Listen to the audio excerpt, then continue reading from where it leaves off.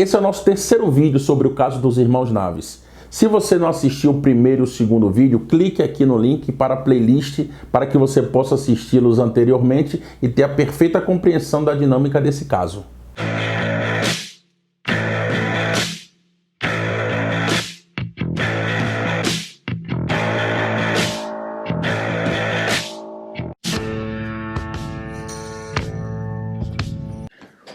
Não havia corpo, não havia dinheiro.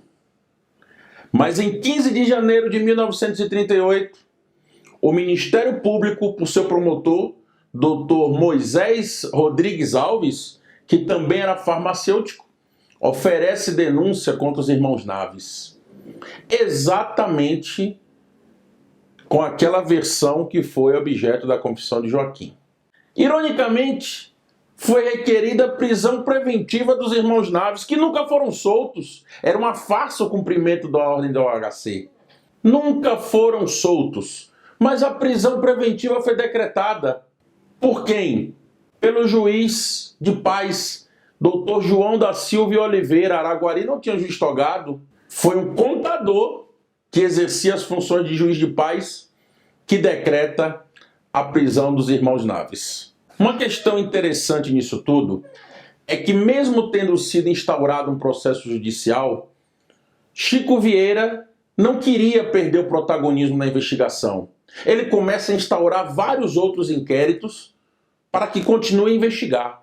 É o inquérito para achar o corpo, o inquérito para achar o dinheiro, o inquérito para apurar o depoimento, vários outros inquéritos, e assim ele se mantém ativo nessa verdadeira caçada aos irmãos Naves. Em mais um depoimento do Joaquim, ele agora, sempre sobre tortura, vai dizer que o dinheiro foi entregue à sua mãe, Ana Rosa Naves, Dona Ana, para que ela providenciasse a defesa caso eles fossem presos. E que Antônia Rita, sua esposa, teria presenciado. Era o que faltava para Chico Vieira agora prender toda a família Naves. Prendeu Antônia Rita de Jesus e a sua filha Alice. Prendeu Salvina Olina de Jesus, mulher de Sebastião, e os 3 filhos, dentre eles Ilson, de 9 meses de idade. E pressiona as moças para que elas incriminassem os maridos.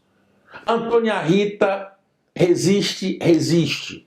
Chega-se ao absurdo de pegarem Alice, criança de 1 ano de idade, simularem que jogariam para cima para que o tenente Chico Vieira alcançasse ela no ar com a sua baioneta. Ainda assim, Antônia Rita resistiu. Ela só não resistiu quando ela foi colocada nua sob a ameaça de estupro. Isso ela não aguentaria. E ela, analfabeta, assina-se a rogo num depoimento que tem exatamente a versão que o tenente Chico Vieira quer.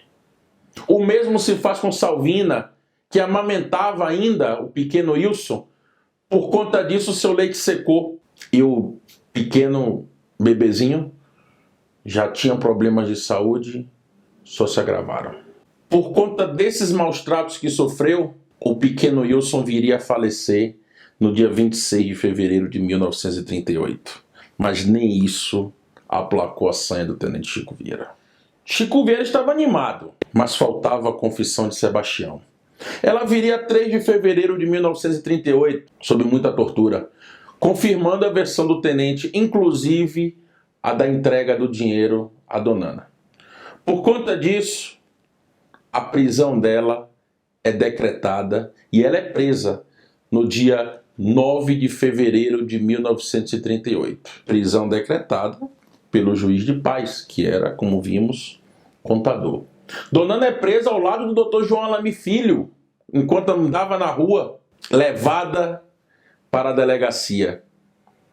Submetida a mais tortura, ela não confessa aquilo que não fez. Com o processo iniciado, as diligências estavam em curso também no Poder Judiciário.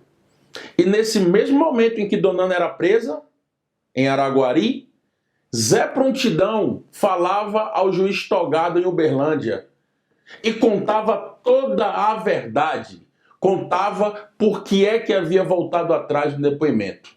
Como o tenente Chico Vieira estava em Araguari, não exercia pressão sobre o Zé Prontidão lá em Uberlândia, que falou de forma livre. Apenas no dia 14 de fevereiro, os irmãos Naves serão ouvidos pelo juiz. Confessam crime, mas uma pessoa, Dona Ana, ela rebate a versão dos filhos. Ela nega o cometimento do crime por parte deles e denuncia as torturas. Por conta disso, não era bom ter Dona Ana por perto e ela foi solta. Mesmo com tudo armado para a condenação dos irmãos Naves, há ainda duas questões a serem resolvidas. Onde está o corpo e onde está o dinheiro? Nós sabemos que não existe impedimento a que alguém seja condenado sem existência do corpo. Existe o chamado exame de corpo de delito indireto, e já havia naquela época. Há que se ter o mínimo de substância para se afirmar que alguém morreu, ainda que o corpo não apareça. Para resolver essas questões, é nomeado mais um militar para atuar nesse inquérito. Agora um coronel, Luiz Fonseca. Ele chega a Araguari em abril de 1938. No dia 12, ele pega o Sebastião e leva para a zona rural, mais uma vez. Joaquim não foi porque se encontrava muito debilitado. Agora o coronel Luiz Fonseca vai arrancar essa confissão do local do dinheiro. Vão achar o dinheiro.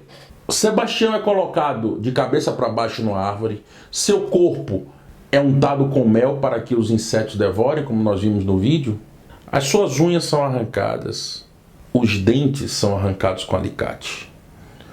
Em determinado momento, Sebastião não aguenta e desfalece.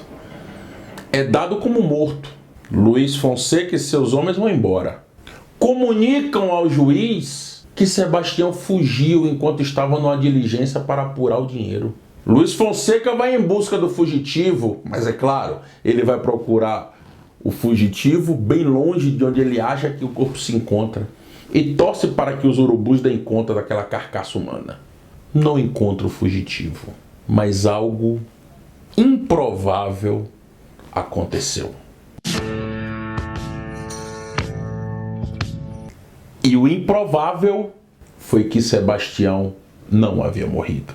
Sebastião resistiu. Não era o destino dele morrer ali. Ele é encontrado por Zeca Pólvora, coronel Zeca Pólvora, dono daquelas terras e homem muito respeitado na região.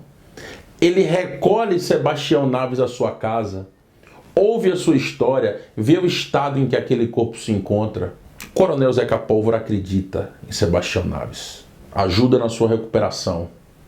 E eis que, no dia 16 de abril de 1938, montado a cavalo, reaparece Sebastião Naves, o fugitivo que o coronel Luiz Fonseca disse que tinha ido embora.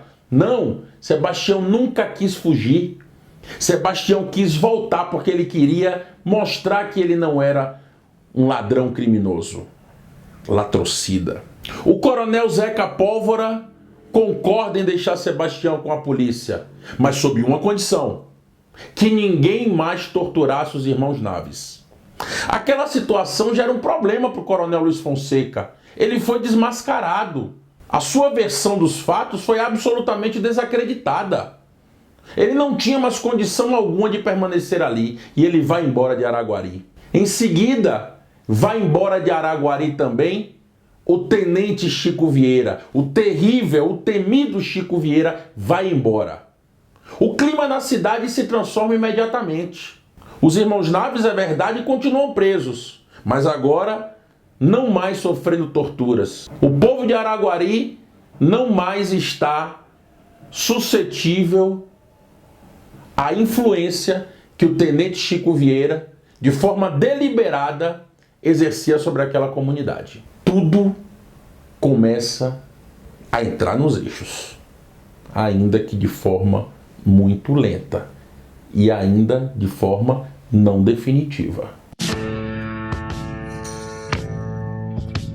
Muito embora desacreditada a versão do coronel Luiz Fonseca, o juiz considerou que teria havido uma fuga. Os irmãos Naves foram pronunciados, ou seja, foram enviados a julgamento no tribunal do júri. Julgamento esse que vai começar no dia 27 de junho de 1938.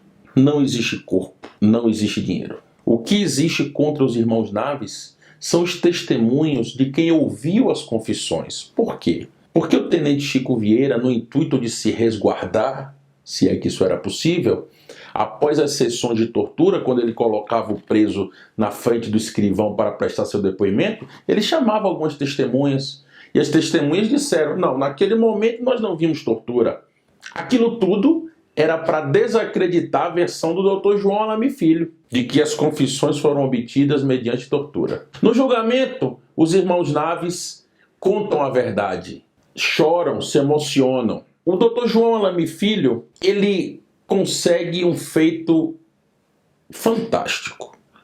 Ele leva como testemunhas da defesa presos da cadeia pública de Araguari que presenciaram os maus-tratos que os irmãos Naves sofriam. Tudo se encaminhava para um desfecho favorável. O clima estava para isso. Eis que aparece no salão do tribunal do júri o tenente Chico Vieira, com seu uniforme impecável, olhar desafiador, cheio de cólera, no intuito de intimidar não só o Dr. João Alame Filho, como os jurados e mesmo o juiz e o promotor, que se calam diante dessa ameaça velada. O tenente Chico Vieira se coloca a poucos metros do Dr. João Alame Filho. Na sua obra, o Dr. João Alame reconhece que isso desestabilizou o seu emocional, fez com que ele temesse pela sorte da sua defesa.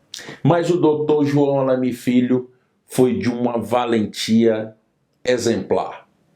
Não só não se intimidou, como enfrentou a presença do tenente Chico Vieira com um discurso duríssimo, com uma fala duríssima contra o arbítrio de que ele, o tenente Chico Vieira, era o principal patrocinador. Como naquele ambiente o tenente Chico Vieira não poderia usar da violência que gostaria, nem estava decidido a ouvir calado aquilo, ele sai com passo firme, vai embora e nunca mais retorna a Araguari. Os jurados, eles decidem o caso.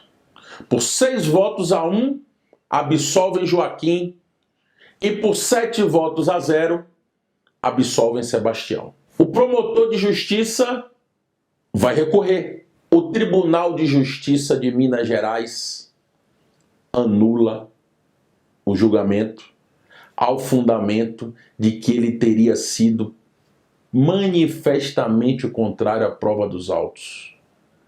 Isso é muito importante, meus amigos.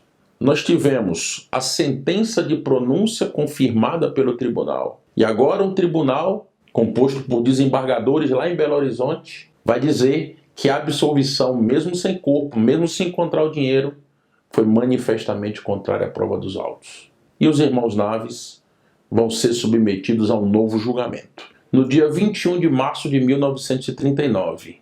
Mesmo absolvidos no primeiro, eles continuaram presos. Mesmo absolvidos, não puderam recorrer em liberdade. Nesse novo julgamento, para a surpresa de ninguém, eis que a sociedade de Araguari já vivia um clima diferente. Os irmãos Naves são mais uma vez absolvidos. E aqui entra uma questão técnica bastante interessante. A Constituição de 1937 não reconhecia a soberania dos vereditos, como a de 88 reconhece. No nosso sistema, a decisão do Tribunal do Júri, ela pode ser anulada, mas ela não pode ser reformada. Vale dizer, se o Tribunal do Júri condena, ninguém pode dizer o contrário.